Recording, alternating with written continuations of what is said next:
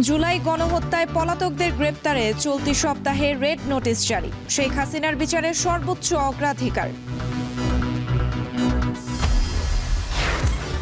কাল এসএসসি ও সমমানের পরীক্ষা শুরু। মূল্যায়ন পদ্ধতিতে ইতিবাচক পরিবর্তনের পরামর্শ শিক্ষাবিদদের।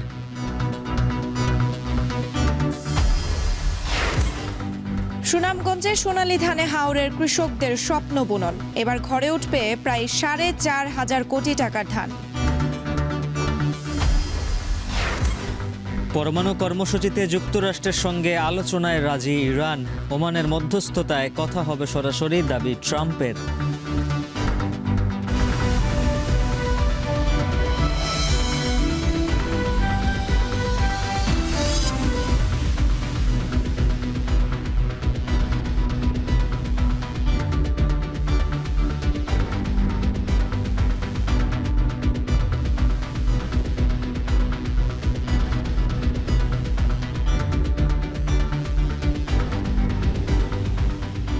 স্বাগত। এখন বাজারে পুরো আয়োজনের সঙ্গে আছে আমরা দুজন, আমি উজ্জ্বল হাফিজ এবং আমি সুমাইয়া রাত্রি। উজ্জ্বল, জুলাই আগস্টে গণহত্যার অভিযোগে পলাতকদের গ্রেপ্তারে ইতিমধ্যেই চলতি সপ্তাহে জারি হচ্ছে রেড নোটিশ।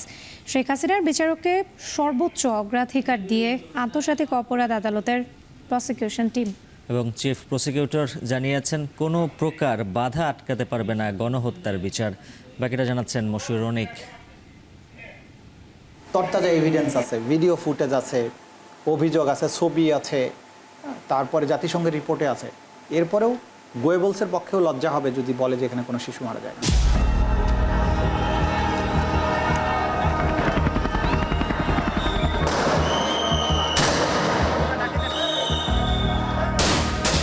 জুলাই আগস্টে গণঅভ্যুত্থানে প্রাণ হারায় ১৫০০ ছাত্র জনতা। দেশজুড়ে উত্তাল আন্দোলনে ২৪-এর ৫ আগস্ট দেশ ছেড়ে পালিয়ে যান স্বৈরাচারী শেখ হাসিনা। দায়িত্ব নেয় অন্তর্বর্তী সরকার। জোরালো হয় গণহত্যার বিচারের দাবি।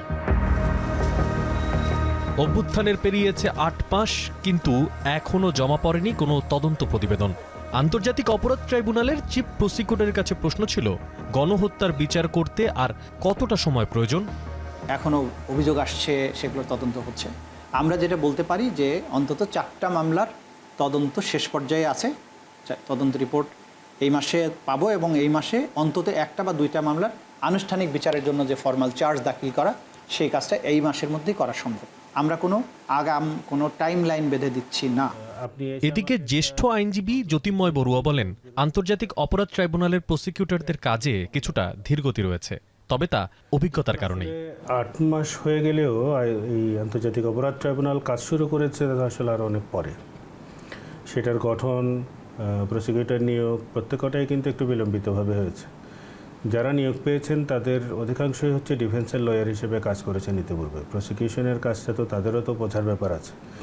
তো আমার মনে হয় যে এখানে কিছুটা অভিজ্ঞতা, কিছুটা হচ্ছে সমন্বয়হীনতা, কিছুটা অনীহা, সব কিছু মিলিয়ে এক ধরনের একটা অচল অবস্থা তৈরি হয়েছে, যে কারণে আমরা আসলে যেটা ভেবেছিলাম যে খুব দ্রুততার সাথে বেশ কিছু হয়তো ট্রায়াল শুরু হয়ে যাবে, সেটা এখনো পর্যন্ত আমরা হতে দেখছি না। হতভাগ্য রিয়া গোপ, নাইমা, এমনকি ৩ বছরের শিশু হত্যার দায় সাবেক প্রধানমন্ত্রীর ওপর। তার মন্ত্রিপরিষদের অনেকেই এখন পলাতক। তাদের গ্রেফতারে চলতি সপ্তাহেই জারি হচ্ছে রেড নোটিশ। তাদের বিরুদ্ধে রেড নোটিশের জারির প্রক্রিয়াটা চলমান আছে। এটা হয়তো আজকালকের মধ্যেই চলে যাবে। যারাই পলাতক আছে তাদের বিরুদ্ধেই এটা যাচ্ছে। সেক্ষেত্রে একটা বড় বিষয় হচ্ছে যে দেশের বাইরে আছে কি নাই অফিসিয়ালি একটা প্রমাণ লাগে। যেমন হাসিনারটা খুব অ্যাপারেন্ট, ইন্ডিয়ার কাছে আছে, এটা স্বীকৃত, কিন্তু ওবায়দুল কাদের কোথায় আছে এটা কিন্তু কোনো সুনির্দিষ্ট না। সেজন্য আমরা ধরে নিচ্ছি যে এরা পলাতক আছে, বিশ্বের বিভিন্ন জায়গায় আছে। এই জন্য ইন্টারপোলের কাছে আমরা এটা দিচ্ছি এবং সেটার প্রক্রিয়া চলমান আছে, যে কোনো সময় এটা চলে যাবে।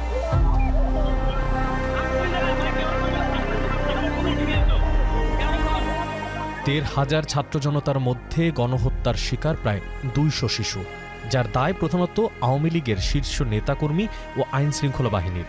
তাই এই বিচার নিয়ে উৎসুক জনগণ, যার সাথে জড়িয়ে রাজনৈতিক দল হিসেবে আওয়ামী লীগের ভবিষ্যৎ ও আগামী জাতীয় নির্বাচনের ইস্যুটিও। মশিউর রনিক, এখন, ঢাকা। কাল শুরু হচ্ছে এসএসসি ও সমমানের পরীক্ষা। অংশ নেবেন 19,28,000 পরীক্ষার্থী। কেন্দ্রে কেন্দ্রে পৌঁছে গেছে উত্তরপত্র সহ অন্যান্য সামগ্রী। অন্তর্বর্তী সরকারের অধীনে প্রথম এমন বড় পাবলিক পরীক্ষায় বাড়তি সতর্ক থাকার পরামর্শ শিক্ষাবিদদের। মূল্যায়ন পদ্ধতিতেও ইতিবাচক পরিবর্তন আনার পরামর্শ তাদের। আর আন্তঃশিক্ষা বোর্ড বলছে, কৃত্রিমভাবে পাশের হার কিংবা জিপিএ 5 বাড়ানো নয়, বরং মেধার প্রকৃত চিত্র যেন ফুটে ওঠে, সেভাবেই পরীক্ষা ও মূল্যায়ন করার পরিকল্পনা সরকারের। ফরহাদ বিন নূরের প্রতিবেদনে বিস্তারিত। গণঅভ্যুত্থানের পর অন্তর্বর্তী সরকারের অধীনে প্রথমবার কোনো পাবলিক পরীক্ষা শুরু হচ্ছে 10 এপ্রিল। সারা দেশে সুষ্ঠুভাবে 2025 সালের এসএসসি ও সমমানের পরীক্ষা নিতে ইতোমধ্যে সব ধরনের প্রস্তুতি নিয়েছে 11টি শিক্ষা বোর্ড। গত বছরের চেয়ে এবার মাধ্যমিক পরীক্ষায় প্রায় 1 লাখ পরীক্ষার্থী কম। এবার 19,28,970 পরীক্ষার্থী, যেখানে ছাত্রের চেয়ে ছাত্রী বেশি 6,500 শিক্ষার্থী। তবে এবার 310টি শিক্ষা প্রতিষ্ঠান বেড়ে 30,045টি অংশগ্রহণ করবে। সারা দেশের 3,715টি কেন্দ্রে পরীক্ষা অনুষ্ঠিত হবে। পরীক্ষা নেয়ার ক্ষেত্রে সব ধরনের অপতৎপরতা রোধে প্রশাসনকে কাজে লাগিয়ে সতর্ক অবস্থানে থাকার আহ্বান শিক্ষাবিদদের। পরামর্শ, পরীক্ষার মূল্যায়ন পদ্ধতিতেও ইতিবাচক পরিবর্তন আনার। প্রশাসনিক অংশগ্রহণ নিশ্চিত করা উচিত হবে, যাতে করে যে কোনো উদ্ভূত পরিস্থিতিতে সরকার প্রয়োজন পড়লে যে কোনো ব্যবস্থা নিতে পারে। আর আরেকটি চ্যালেঞ্জের যে জায়গাটি বলবো সেটি হলো যে আমাদের পরবর্তী প্রজন্ম এর মধ্যে, বিশেষ করে ইন্টেরিয়াম সরকারের সময় আমরা দেখতে পাচ্ছি যে হর হামেশাই যে কোনো একটা উছিলায় আন্দোলনের একটা সম্ভাবনা এবং ঝুঁকি আছে। সেই ঝুঁকি এবং সম্ভাবনাটাকে আমি মনে করি সরকারের বিবেচনায় রাখা উচিত। এই পরীক্ষাকে কেন্দ্র করে যে কোনো চক্র বা যে কোনো মহল যেন কোনো সুযোগ গ্রহণ করতে না পারে। পদ্ধতিতে কিন্তু আমাদের কাঠিন্যের মাত্রাটি কমিয়ে নিয়ে আসবার অনেক সুযোগ আছে এবং আমাদের সেই ক্ষেত্রে আমাদের বিষয়বস্তুকে বিবেচনা করবারও সুযোগ রয়েছে।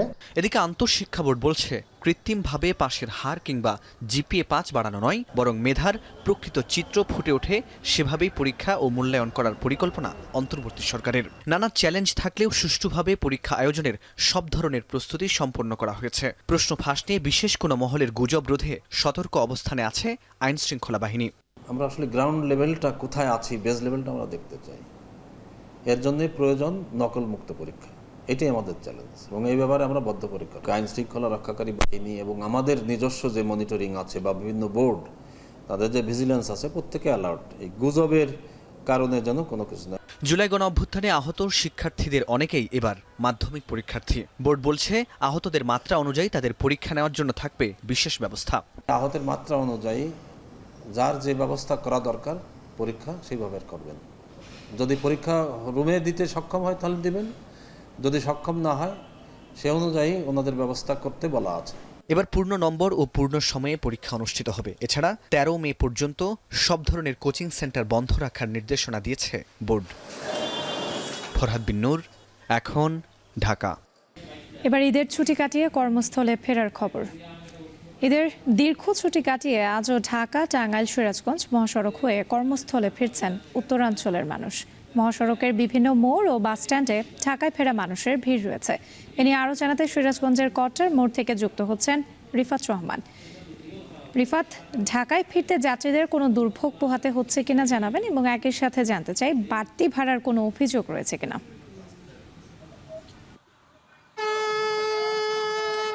রাত্রি আসলে সিরাজগঞ্জের যে এই যমুনা সেতু পশ্চিম সংযোগ মহাসড়ক রয়েছে, এই সড়ক ব্যবহার করে কিন্তু উত্তরবঙ্গের যে 16 জেলা রয়েছে, রংপুর, দিনাজপুর, রাজশাহী, বগুড়া সহ 16 জেলার পাশাপাশি 22 জেলার কিন্তু যানবাহন এই মহাসড়ক ব্যবহার করে ঢাকায় যাতায়াত করে এবং ঈদের পর থেকে কিন্তু এই মহাসড়কে যানবাহনের একটি বাড়তি চাপ রয়েছে এবং আজও কিন্তু আমরা সকাল থেকে দেখেছি যে যানবাহনের একটি চাপ রয়েছে। তবে আসলে এই মহাসড়কে কোথাও কিন্তু এখন পর্যন্ত যানজটের সৃষ্টি হয়নি, যে কারণে আসলে যারা উত্তরবঙ্গ থেকে ঢাকায় ফিরছেন তারা কিন্তু স্বস্তি নিয়ে কিন্তু ঢাকা ফিরছেন। পাশাপাশি সিরাজগঞ্জের যে মহাসড়কগুলো রয়েছে, এই মহাসড়কের আসলে যে গুরুত্বপূর্ণ মোড় রয়েছে, বিশেষ করে কড্ডার মোড়, হাটিকুমরুল মোড়, পাঁচলিয়া, এইসব মোড়ে কিন্তু যাত্রীদের আজও ভিড় রয়েছে। অনেক যাত্রী কিন্তু আসলে যারা লম্বা ছুটি নিয়েছেন তারা কিন্তু আজও ঢাকায় কর্মস্থলে যোগ দিতে এইসব মোড়ে তারা আসছেন এবং যার যার নিজ নিজ গন্তব্যের উদ্দেশ্যে কিন্তু বিভিন্ন বিভিন্ন বাসে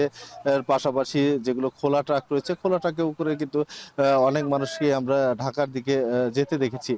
তবে যাত্রীদের সাথে কথা বলে আমি যেটা আসলে জানতে পেরেছি, তারা যেটি আসলে অভিযোগ করছেন যে গণপরিবহনের সংখ্যা কিন্তু আজ সকাল থেকে কিছুটা কম রয়েছে, যে কারণে আসলে তাদেরকে কিছুটা ভোগান্তি পোহাতে হচ্ছে। পাশাপাশি বাড়তি ভাড়ার একটা অভিযোগ কিন্তু তারা সবসময় করছেন ঈদের পরের থেকেই, কারণ আসলে এই মহাসড়কে যে যাত্রীদের চাপটা পড়েছে সেই সুযোগে কিন্তু আসলে যারা পরিবহন মালিকরা রয়েছেন তারা কিন্তু 50 টাকা থেকে 100 টাকা পর্যন্ত ঢাকার ভাড়া কিন্তু বেশি নিচ্ছেন, যে কারণে আসলে অনেকেই যাত্রীবাহী বাসে না যেয়ে তারা কিন্তু ঝুঁকি নিয়ে খোলা টাকে করে পরিবার নিয়ে কিন্তু ঢাকায় কর্মস্থলের দিকে তারা ফিরছেন। পাশাপাশি প্রশাসনের পক্ষ থেকেও কিন্তু আসলে বিভিন্ন জায়গায় এই যে অতিরিক্ত ভাড়া নেওয়া হচ্ছে সেই ভাড়া নেওয়ার বিরুদ্ধে কিন্তু তারা অভিযান পরিচালনা করছেন এবং অনেক পরিবহনকে আমরা দেখেছি আসলে জরিমানা করতে। তবে আসলে জরিমানা করলেও কিন্তু আসলে বাড়তি ভাড়ার কিন্তু তারা আসলে বাড়তি ভাড়াই কিন্তু আদায় করে আসছে এই ঢাকাগামী যাত্রী। তবে চাপ কিন্তু অনেকটাই আসলে যাত্রীদের কমে এসেছে এবং এখন পর্যন্ত স্বাভাবিক কর্মস্থলে ফেরা মানুষের যাত্রা কিন্তু রয়েছে। তো এই ছিল আমার কাছে উত্তরবঙ্গের এই মহাসড়ক থেকে সবশেষ। সুনামগঞ্জে সোনালী ধানের স্বপ্ন বুনছেন হাওরের কৃষকরা। চলতি বছর জেলায় উৎপাদিত বোরো ধান এরই মধ্যে কাটতে শুরু করেছেন। তার আগামী 1 মাস আবহাওয়া অনুকূলে থাকলে 4,500 কোটি টাকার ধান ঘরে তুলবেন এই অঞ্চলের কৃষকরা। লিপসন আহমেদের তথ্য ছবিতে থাকছে প্রতিবেদন। হাওরে মূলত বৈশাখ আসে নতুন ফসলের সুবাসে। হাওরের বাতাসে সোনালী ধানের ঘ্রাণে কিষানের মুখে তাই তো এখন রঙিন হাসি। কাঁচা পাকা ধানের ঘ্রাণ আশা জাগিয়েছে কৃষকের প্রাণে। সোনালী ধানে স্বপ্ন বুনছেন হাওরের কৃষক। চলতি বছর বৈশাখ শুরুর আগেই হাসি মুখে হাওরের ধান কাটতে পেরে খুশি প্রান্তিক কৃষকরা। তাদেরই একজন বিশ্বম্বরপুরের করচার হাওরের কৃষক স্বপন কুমার বর্মন। চলতি মৌসুমে লক্ষাধিক টাকা খরচে বোরো ধানের আবাদ করেছিলেন। প্রাকৃতিক বৈরিতা ছাড়া হাওরের ধান কেটে ঘরে তুলতে পেরে এই কৃষক খুশিতে বিলিয়েছেন মিষ্টি। হাওর জুড়ে আনন্দের বন্যা বইছে, এই কারণেই যে আমরা ধান যে তুলতে পারতেছি, সুন্দরভাবে তুলতে পারতেছি, এই কারণে আমরা আনন্দ সহিত সবাইকে মিষ্টি মুখ করে দিয়েছি। আশা করি যে আমরা এই ধান বিক্রি করে ধান খেয়ে সারা বছর আমরা পরিবার পরিজন নিয়ে জীবনযাপন করবো। বিশ্ব ধান হয়েছে, এই ধান আমরা তুলতে পারলে ঈদের মতন আনন্দ হইয়া নাতি হুতি জিহুত লিয়া মা বাপ লিয়া সবার লিয়া ফুর্তি করে খাইমু। এবছর বান বন্যা জোর তো বান না হলে আমরা মোটামুটি একটু ভালো আছি, বা আমার ফসলও খুব ভালো হয়েছে। কলা কাটা আজকে লাগছে হরে খুব আনন্দিত আমরা ধান কাটার লেগে। ভালো ধান হয়েছে, আমরা শান্তি আলে কাটতাছি। যদি আমরা তুলে নিতাম পারি তবে আমরা বাল বাচ্চা লিয়া সুখে একটা ভাত খাইতাম পারাম। কৃষি সম্প্রসারণ অধিদপ্তর বলছে চলতি বছর সুনামগঞ্জে 2,23,410 হেক্টর জমিতে বোরো ধানের আবাদ হয়েছে, যেখান থেকে চাল উৎপাদনের আশা 9,24,413 মেট্রিক টন, যার আনুমানিক বাজার মূল্য প্রায় 4,500 কোটি টাকা। ঝুঁকি এড়িয়ে ফসল ঘরে তুলতে মাঠ পর্যায়ে সব ধরনের পরামর্শ দেওয়া হচ্ছে। কৃষকদের আমরা পরামর্শ দিয়ে যাচ্ছি যাতে 80% ধান পাকলে ধান কর্তন করে। অনেক সময় দেখা যায় যে কাঁচা ধান কৃষকরা কর্তন করে ফেলে। এই জন্য আমরা বিভিন্ন উপজেলা পর্যায়ে বিভিন্ন অফিসার মাধ্যমে আমরা প্রচার চালিয়ে যাচ্ছি যাতে 80% ধান পাকলে ধান কর্তন শুরু হয়। সুনামগঞ্জের 137টি হাওরের মধ্যে বিশ্বম্বরপুর, জগন্নাথপুর সহ 4টি উপজেলার 10টি হাওরে এরই মধ্যে ধান কাটা শুরু হয়েছে। বাকি হাওরগুলোয় আনুষ্ঠানিকভাবে ধান কাটা শুরু হবে 1 বৈশাখ থেকে। এখন সুনামগঞ্জ। চলতি বছর নেত্রকোনায় 5,500 কোটি টাকার ধান উৎপাদন হয়, যার মধ্যে সুগন্ধি ধানের আবাদ হয়েছে অন্তত 400 টন। চলতি বছর এই ধানের সর্বোচ্চ বাজার দর উঠেছে 2100 টাকা, যা গত বছরও ছিল 3,000 টাকা পর্যন্ত। দাম কমের কারণ হিসেবে ব্যবসায়ীরা বলছেন রপ্তানি শুরু না হওয়ায় সুগন্ধি ধানের বাজার নিম্নমুখী। রিফাত আহমেদ রাসেলের প্রতিবেদন। সুগন্ধি চালকে বলা হয় উৎসবমুখী চাল। যে কোনো উৎসব এলে এর চাহিদা বাড়ে। তবে এবছর বাজারে সুগন্ধি চালের দাম একেবারে নিম্নমুখী। নেত্রকোনায় অন্যান্য চালের মতোই প্রতি বছর চিনিগুড়া, তুলসীমালা, ব্রি 34 ও 90 সহ সুগন্ধি চালের আবাদ হয়। তবে গত বছরের অক্টোবরে অর্থাৎ আমন মৌসুমে আকস্মিক বন্যায় ধানের ব্যাপক ক্ষতি হলেও জেলার দুর্গাপুর, কলমাকান্দা ও পূর্বধলায় সুগন্ধি ধানের ভালো ফলন হয়েছে। কৃষকরা বলছেন সুগন্ধি ধান চাষে একদিকে খরচ বেশি, অন্যদিকে উৎপাদন হয় কম, তাই দাম ভালো না পেয়ে ক্ষতির মুখে পড়তে হয় তাদের। মৌসুম শেষ হলেও জেলার অন্যতম বড় ধানের পাইকারি বাজার দুর্গাপুর সহ অন্যান্য হাটগুলোতে মন প্রতি সুগন্ধি ধানের সর্বোচ্চ বাজার উঠেছে ২১০০ টাকা পর্যন্ত, যা গেল বছর ছিল ৩০০০ টাকা। কৃষকরা বলছেন জমিতে এক মন ধান উৎপাদনে খরচ হয় ১৮০০ থেকে ২০০০ টাকা পর্যন্ত। ফলে লোকসান জেনেও ধান বিক্রি করতে বাধ্য হচ্ছেন কৃষকরা। করছিলাম করে লসের মধ্যে জায়গা তো হইল ৮ মন, এই তো হয়েছে ১.৫ মন। আমরা তো খরচ তো প্রায় মন প্রতি আপনার ২০০০ টাকা মন খরচই হয়েছে। আমরা তো কৃষক লাভ নাই, লসের দিকে আছে। গত বিয়ের দিচ্ছিলাম বুড়ো আগে দিচ্ছি আপনার ৩০০০ টাকা ২৮০০ টাকা মন দিচ্ছিলাম, দিচ্ছি আপনার বুড়ো করছিলাম। এতে তো মনে হয় যে আপনার ২০০০ টাকা ১৮০০ টাকা মন দোষর লাগে হাইজেনের দামে। কৃষক এবং যারা মিলার তাদের কাছে প্রচুর চাল ধান এখনো মজুদ আছে বা চাহিদা নাই, বিক্রি করতে পারতেছে এবং বাজারটাও কমে আসছে। কৃষক কিন্তু এইটায় লসে হবে।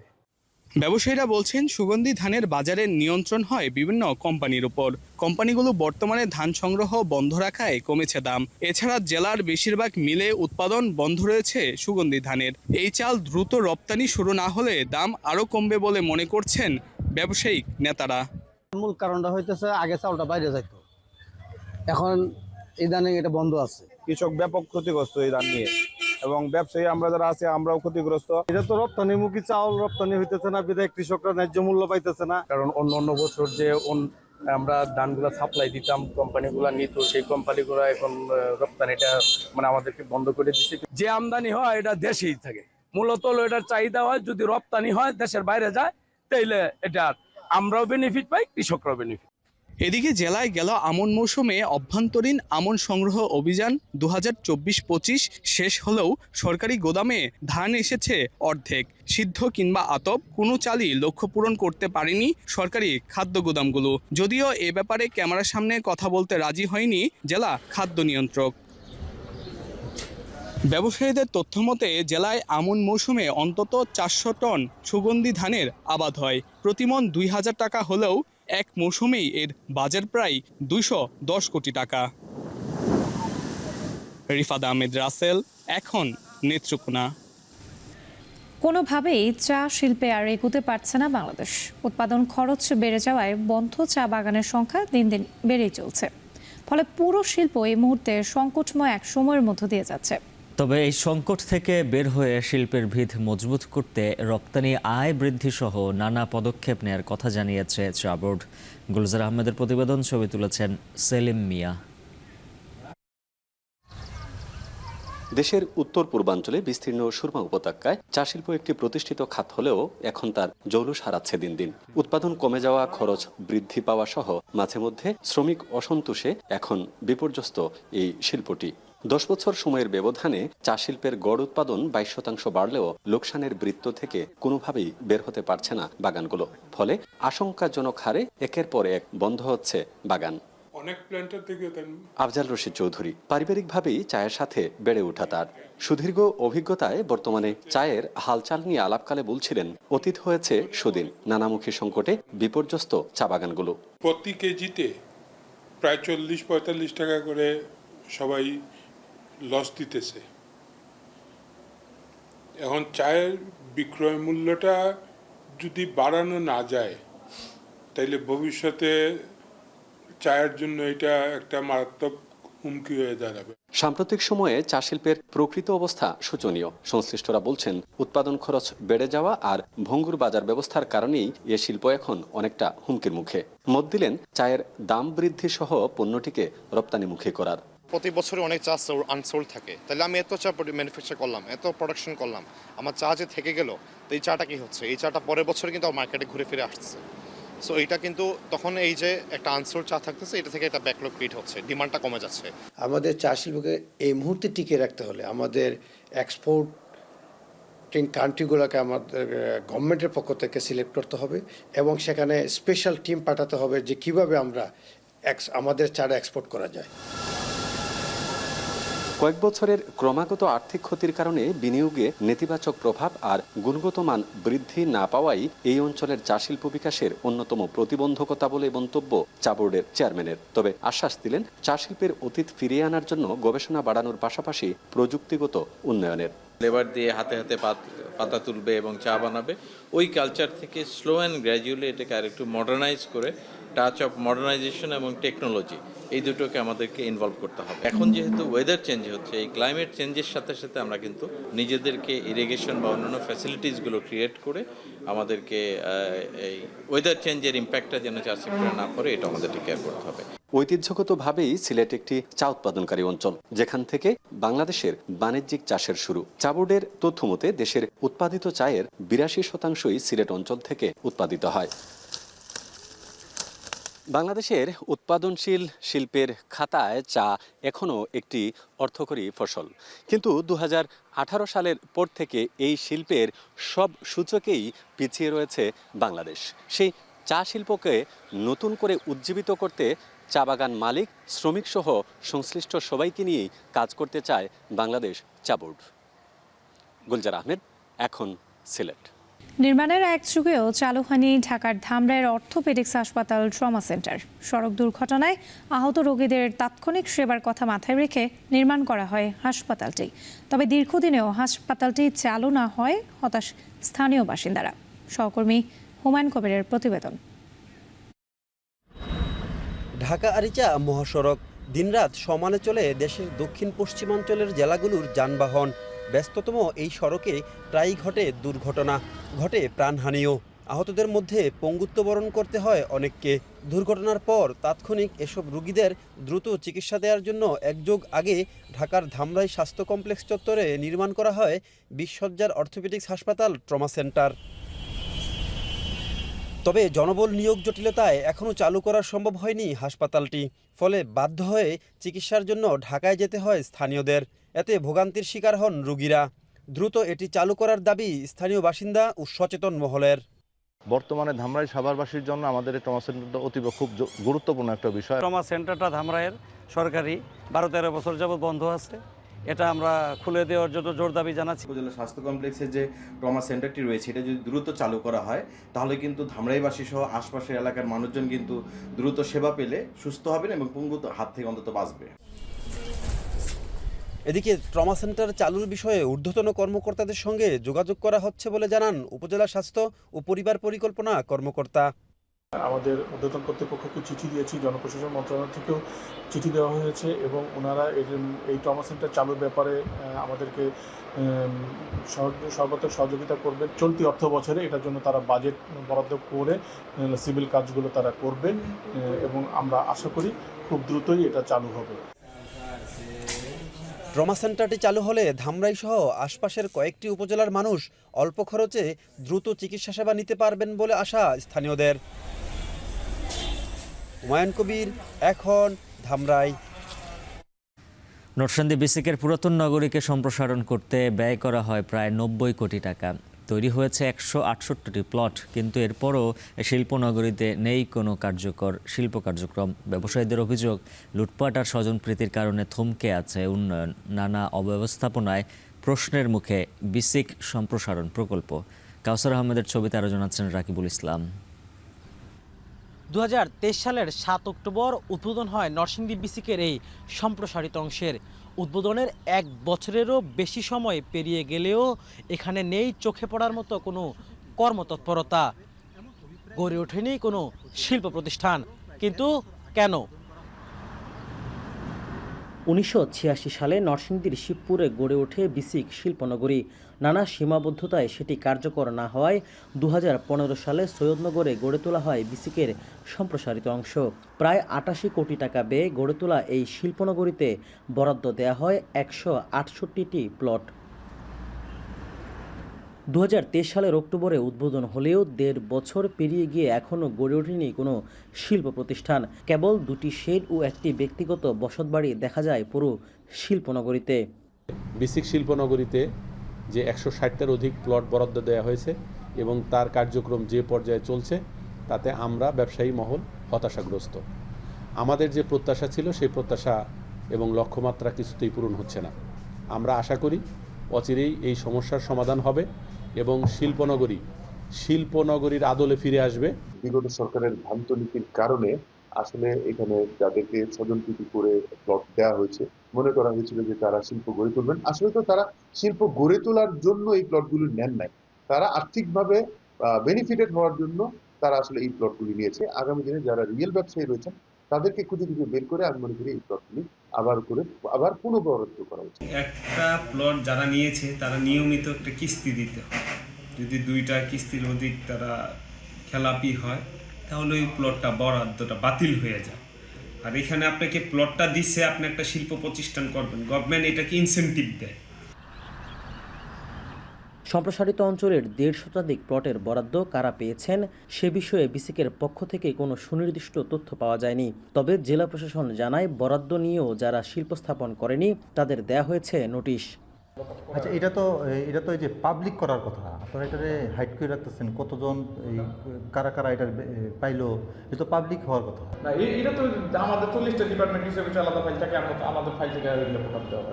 এখন নীতিমালার আলোকে যদি কেউ বরাদ্দ পেয়ে থাকে সেটা একরকম, আর যদি নীতিমালার কোনো অংশের ব্যর্থ ঘটিয়ে কোনো পর্যায়ে তারা বরাদ্দ নিয়ে থাকে সেটা অবশ্যই খতিয়ে দেখা যেতে পারে। পুরাতন ও নতুন বিসিকে মোট 263টি প্লট যথাযথভাবে কাজে লাগাতে পারলে যেমন বাড়বে শিল্পের প্রসার, তেমনি তৈরি হবে নতুন কর্মসংস্থান। রাকিবুল ইসলাম, এখন নরসিংদী। বরগুনার মাংসের বাজারে এখনও ঈদের প্রভাব কাটেনি। কেজিতে 50 থেকে 100 টাকা বাড়তি দামে বিক্রি হচ্ছে গরু ও খাসির মাংস, তবে বেশ কিছুটা কমেছে মুরগির দাম। এ নিয়ে আরও জানাতে বরগুনা পৌর মাংসের বাজার থেকে যুক্ত হয়েছেন জিয়াদ মাহমুদ।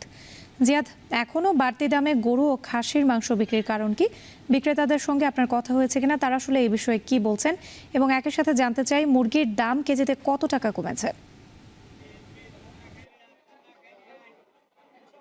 রাত্রি আমি যেখানে রয়েছি এর পাশেই একপাশে মাছ বাজার এবং এই আমার পিছনে দেখছি এখানে মাংসের বাজার। মাছ বাজারে মাছের দাম ঊর্ধ্বমুখী থাকলেও মাংসের বাজারে আমরা দেখেছি, বিশেষ করে যে মুরগির মাংসের বাজার, সেখানে আমরা ঘুরে দেখেছি যে এখানে দাম কিছুটা কমতে শুরু করেছে। আগে যেখানে এক সপ্তাহখানেক আগেও যেখানে ব্রয়লার মুরগির কেজি 220 টাকা বিক্রি করা হতো, সেখানে 40 টাকা কমে আজকে বিক্রি করা হচ্ছে 180 টাকায়।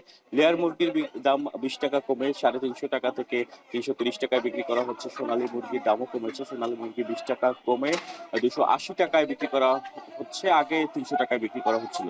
তো এখানে যে দেশি মুরগির বাজার রয়েছে সেখানেও আমরা দেখেছি যে দেশি মুরগির কেজি বিক্রি করা হচ্ছে 450 থেকে 500 টাকা দরে। তবে বাড়তি দাম রয়েছে গরু কিংবা খাসির মাংসের। আমরা গরুর মাংস এবং খাসির মাংসের দোকান ঘুরে দেখেছি, সেখানে গরুর ক্ষেত্রে ষাঁড় বিক্রি করা হচ্ছে 850 টাকা কেজি দরে, যেটি রমজানের আগেও 850 টাকায়, রমজান থেকেই 850 টাকায় বিক্রি করা হচ্ছিল। এবং খাসির মাংস বিক্রি করা হচ্ছে 1100 টাকা কেজি দরে।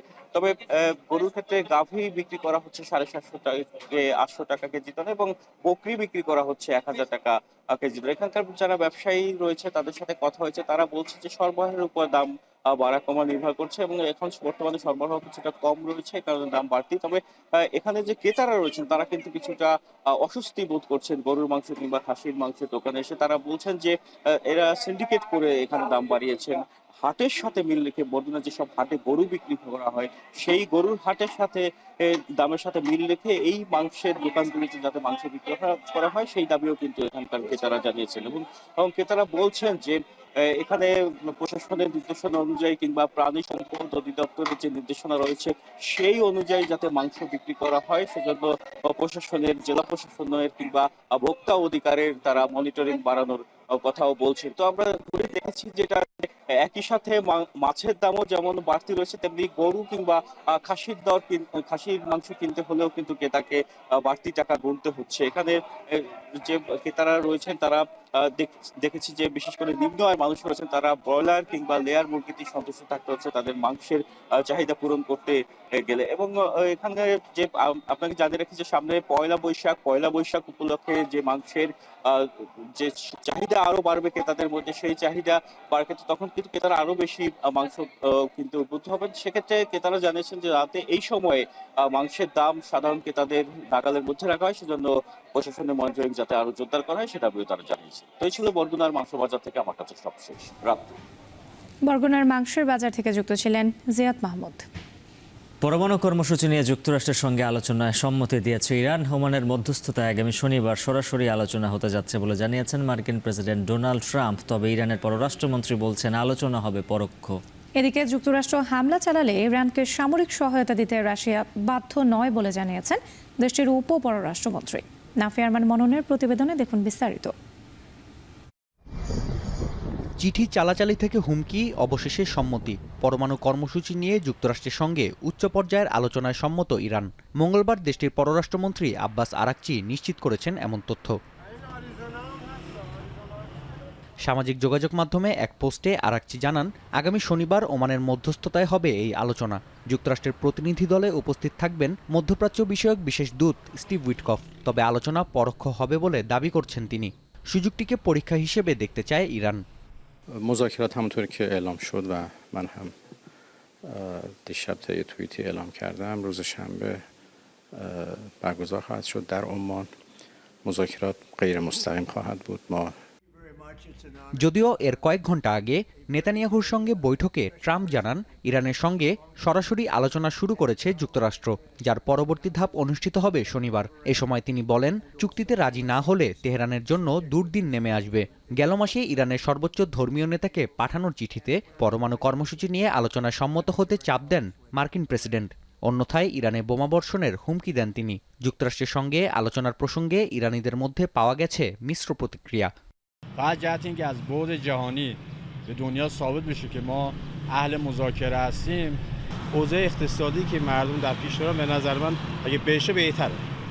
این اوضاع شاید এদিকে মঙ্গলবার রুদ্ধদ্বার বৈঠকে অংশ নেন ইরান, রাশিয়া ও চীনের প্রতিনিধি। মস্কোয় অনুষ্ঠিত বৈঠকের এজেন্ডা জানানো হয়নি। তবে এর খানিক বাদেই রুশ উপপররাষ্ট্রমন্ত্রী জানান, যুক্তরাষ্ট্রের হামলায় ইরানকে সামরিক সহায়তা দিতে বাধ্য নয় রাশিয়া। তেহরান ও ওয়াশিংটনের মধ্যকার সরাসরি বৈঠককে সমর্থনের কথা জানিয়েছেন ক্রেমলিন মুখপাত্র। আলোচনায় পারস্পরিক সম্মানের ওপর জোর দিয়েছে চীন। Мы знаем, что определенные контакты, прямые и непрямые, планируются в Омане. И, конечно, это можно только приветствовать, потому что это может привести к деэскалации. 2015 সালে পরমাণু কর্মসূচি থেকে সরে আসার বিনিময়ে তেহরানের ওপর থেকে নিষেধাজ্ঞা প্রত্যাহারের চুক্তিতে সই করে ওয়াশিংটন। তবে 2 বছর বাদে ত্রুটিপূর্ণ ও একপাক্ষিক উল্লেখ করে যুক্তরাষ্ট্রকে চুক্তি থেকে বের করে আনেন ডোনাল্ড ট্রাম্প। নাফি আরমান মনন, এখন বিশ্ব। ঝুঁকিমুক্ত বিনিয়োগ ও নিরাপত্তা নিশ্চিতের কারণে সংযুক্ত আরব আমিরাতে রেস্তোরাঁ ব্যবসায় বাড়ছে বাংলাদেশিদের বিনিয়োগ। প্রতিষ্ঠান বৃদ্ধির পাশাপাশি পাল্লা দিয়ে বাড়ছে কর্মীদের কর্মসংস্থান। অভিজ্ঞতা সম্পন্ন কর্মীরা প্রতি মাসে আয় করছেন 50,000 থেকে 1 লাখ টাকা পর্যন্ত। তবে উদ্যোক্তাদের দাবি, দক্ষ জনবলের অভাব ও বাংলাদেশিদের ভিসা জটিলতায় প্রতিযোগিতামূলক এই ব্যবসায় পিছিয়ে পড়েছেন তারা। সংযুক্ত আরব আমিরাত থেকে আরও জানাচ্ছেন Kamrul Hasan Jony. Bangla hotel, Chinese, Thai restaurant কিংবা ক্যাফে, সংযুক্ত আরব আমিরাতের শৌখিন এই খাতে বিনিয়োগ বাড়াচ্ছেন বাংলাদেশিরা। ঝুঁকিমুক্ত বিনিয়োগ, ব্যবসা বান্ধব পরিবেশ ও নিরাপত্তার নিশ্চয়তা থাকায় রেস্টুরেন্ট ব্যবসায় বাড়ছে কর্মসংস্থান। রেস্টুরেন্ট ব্যবসা একটা সেবামূলক প্রতিষ্ঠান। বাংলাদেশের বাইরের ভিতরে বা বিভিন্ন অন্যান্য দেশের কান্ট্রির বাইরের ভিতরে যদি খাবারগুলো আমরা ভালোভাবে সার্ভ করতে পারি, সবগুলো যদি করতে পারি, তাই এটা সেবাটা আমাদের সুন্দর হয়। প্রতি মাসে নতুন নতুন রেস্টুরেন্ট হচ্ছে, তো এই ব্যবসা আসলে খুবই লাভজনক একটা ব্যবসা, যার কারণে মানুষ আগ্রহ পাচ্ছে নতুন করে নতুন প্রতিষ্ঠান গড়ার ক্ষেত্রে, নতুন করে ইনভেস্ট করার ক্ষেত্রে। দেশটির শ্রম ঘন অঞ্চলে এই ব্যবসায় একসময় পাকিস্তানি, আফগান ও ভারতীয়দের আধিক্য ছিল। তবে দেশীয় রেস্তোরাঁ ও বাঙালি খাবারের চাহিদা থাকায় ধীরে ধীরে অবস্থার পরিবর্তন হয়। দুবাই, আবুধাবি, শারজা, আজমান সহ প্রায় প্রতিটি শহরে নতুন প্রতিষ্ঠান চালু করছেন প্রবাসী ব্যবসায়ীরা। স্বল্প পুঁজিতে কম সময়ে সফল হবার গল্প লিখছেন অনেকে। তবে উদ্যোক্তারা বলছেন ব্যবসা সম্প্রসারণ নিয়ে পরিকল্পনা থাকলেও দক্ষ জনবলের অভাবের পাশাপাশি রয়েছে বাংলাদেশি কর্মী নিয়োগের ক্ষেত্রে বিষয় জটিলতা। আমরা চেষ্টা করতে আছি আরো বাড়ানোর জন্য, কিন্তু আমাদের বিষয় বন্ধের কারণে করতে পারতেছি না। আমরা এভাবে যদি লেবারের সাপোর্ট গুলা পাই, আমরা আরো অনেক কিছু করতে পারবো। ভিসা ট্রান্সফার যদি এটা থাকতো তাহলে আমরা আরো ব্রাঞ্চ করার মতো আমরা আমাদের মধ্যে আসছিল। প্রতিষ্ঠান মালিকেরা বলছেন অদক্ষ কর্মীদের ক্ষেত্রে বেতন শুরু হয় 1000 দিরহাম থেকে, দক্ষ কর্মীদের ক্ষেত্রে এই সংখ্যা পৌঁছায় 2 থেকে 3000 দিরহামে, বাংলাদেশি মুদ্রায় যা প্রায় 65,000 থেকে 1 লাখ টাকা। বাবুর্চি, হিসাবরক্ষক, ডেলিভারি ম্যান ও সহকারী কর্মীদের ক্ষেত্রে প্রতিষ্ঠানের মানের উপর নির্ভর করে বেতন কাঠামো। অভিজ্ঞতা সম্পন্ন কর্মীদের দেওয়া হয় অগ্রাধিকার। আমাদের সাধারণত বেশিরভাগ মানুষ যারা বাংলাদেশ থেকে আসেন, নন স্কিল লোকজন এখানে আসেন, তো আসলে তাদের এখানে এসে তাদেরকে কাজটা শিখতে হয়। এতে করে যেটা হয়, তাদেরকে কম বেতনে শুরু করতে হয় এবং নতুন করে শিখতে হয়। তো একজন নতুন মানুষ যখন সে কাজটা শিখবে, সে তার আসলে শতভাগ এফোর্টটা দিতে পারবে না।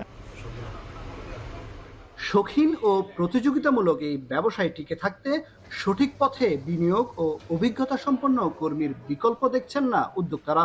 তাই দক্ষ জনবল তৈরিতে বাংলাদেশ সরকারের উদ্যোগের বিষয়ে জোর দিচ্ছেন তারা। পাশাপাশি দেশটিতে বাংলাদেশি কর্মীদের অভ্যন্তরীণ মালিক পরিবর্তন ও ভিসা জটিলতা নিরসনের আহ্বান প্রবাসী ব্যবসায়ীদের।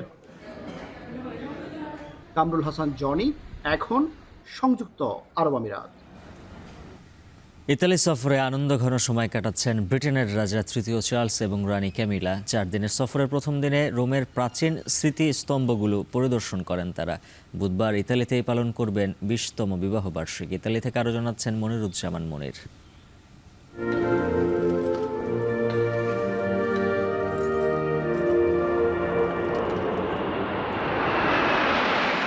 শারীরিক অসুস্থতা কাটিয়ে ফুরফুরে মেজাজে ব্রিটেনের রাজা তৃতীয় চার্লস চলতি বছরে প্রথম বিদেশ সফরে ইতালিতে এসেছেন স্ত্রী ক্যামিলাকে নিয়ে।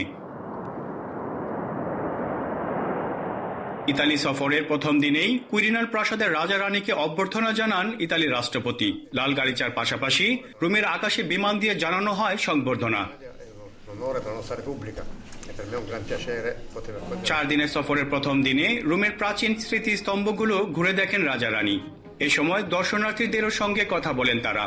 রাষ্ট্রপ্রধান হিসেবে যুক্তরাজ্যের সরকারের পক্ষ থেকে বুধবার ইতালি পার্লামেন্টের উভয় কক্ষে ভাষণ দিবেন রাজা তৃতীয় চার্লস। দেশটিতে প্রথমবারের মতো কোনো ব্রিটিশ রাজা হিসেবে এমন ভাষণ দেবেন তিনি। বুধবার ইতালিতেই নিজেদের 20তম বিবাহবার্ষিকী উদযাপন করবেন রাজা চার্লস ও ক্যামিলা। এ উপলক্ষে আয়োজন করা হবে রাষ্ট্রীয় ভোজসভা, যেখানে অতিথি হিসেবে থাকবেন রাজনীতিবিদ এবং তারকারাও। ব্রেক্সিটের পর ইউরোপীয় প্রতিবেশীদের সাথে যুক্তরাজ্যের সম্পর্ক পুনঃস্থাপনের পাশাপাশি রাজা রানীর এই সফরকে গুরুত্বের সঙ্গে দেখছেন ইউরোপিয়ানরা। মনিরুজ্জামান মনির, এখন ইতালি। এবার খেলার খবর। অনুশীলন করালেও 13 বিদ্রোহী নারী ফুটবলারদের জিম সেশনে ছিলেন না কোচ পিটার বাটলার। দেশি কোচদের নেতৃত্বেই ঘণ্টাখানেকের জিম সেশনে সাইক্লিং, স্ট্রেচিং করেন কৃষ্ণা রানী, সঞ্জিতা সহ বাকিরা। এদিকে বিদ্রোহ করা 18 নারী ফুটবলারদের সঙ্গে 1 সপ্তাহের মধ্যে চুক্তি করার বিষয়ে আশাবাদী বাফুফের সহসভাপতি ফাহাদ করিম। আরও জানাচ্ছেন শরীফ রাউশন। ইংলিশ কোচ পিটার বাটলারের বিরুদ্ধে বিদ্রোহ ঘোষণার দীর্ঘ 68 দিন পর কোচের অধীনেই সকালে ক্লোজডোর অনুশীলনে জুনিয়রদের সঙ্গে 13 জন বিদ্রোহী নারী ফুটবলার। অনুশীলনে ফিরলেও কোচ এবং খেলোয়াড়দের মধ্যে এখনও সম্পর্কের টানাপোড়েন যে স্পষ্ট, তা অন্তত এই দুটো ছবি দেখলেই পরিষ্কার। দুপুরে জিম সেশনের প্রথম ধাপে সৌরভী, রিপাদের গভীরভাবে পর্যবেক্ষণ করেছেন কোচ পিটার বাটলার। তবে মাসুরা পারভিন, কৃষ্ণা, সঞ্জিতা সহ 13 বিদ্রোহী নারী ফুটবলার জিমে প্রবেশের আগেই বেরিয়ে যান ব্রিটিশ এই কোচ। পরে দেশি কোচদের নেতৃত্বে জিমে সাইক্লিং, স্ট্রেচিং সহ ঘণ্টা খানেকের সেশন সম্পন্ন করেন বিদ্রোহী শিউলি, জুনিয়র শামসুন নাহার, মারিয়া মান্ডারা। এ বিষয়ে জানতে চাইলে কৌশলী উত্তর দেন দলের গোলরক্ষক কোচ। এদিকে দীর্ঘদিন পর কোচ এবং খেলোয়াড়দের দৃশ্যমান দূরত্ব ঘোচায় স্বস্তিতে বাফুফে। দ্রুততম সময়ের মধ্যেই 18 বিদ্রোহী নারী ফুটবলারের সঙ্গে চুক্তি করতেও প্রস্তুত ফেডারেশন। 55 মেম্বারের সাথে আমরা কন্ট্রাক্ট করব। সো আমরা তো আমাদের কোনো রকম স্টেটমেন্ট থেকে আমাদের কথা সরে আসি নাই এবং আমরা ইনশাল্লাহ আসবো না। সো যাদের কন্ট্রাক্ট হয়ে গেছে তারা আছে, যাদের কন্ট্রাক্ট নেই তাদের কন্ট্রাক্ট হবে। আমার ধারণা আগামী উইকের ভিতরে সকল প্লেয়ারের সাথে আমাদের কন্ট্রাক্ট হয়ে যাবে ইনশাল্লাহ।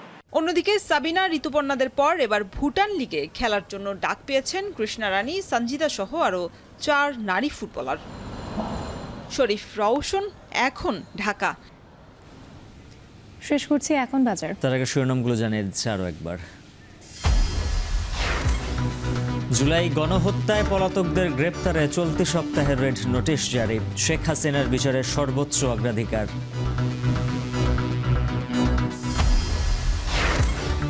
কাল এসএসসি ও সমমানের পরীক্ষা শুরু, মূল্যায়ন পদ্ধতিতে ইতিবাচক পরিবর্তনের পরামর্শ শিক্ষাবিদদের।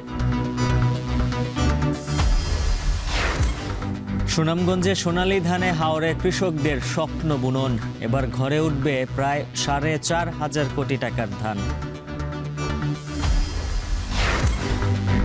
এবং পরমাণু কর্মসূচিতে যুক্তরাষ্ট্রের সঙ্গে আলোচনায় রাজি ইরান, ওমানের মধ্যস্থতায় কথা হবে সরাসরি, দাবি ট্রাম্পের।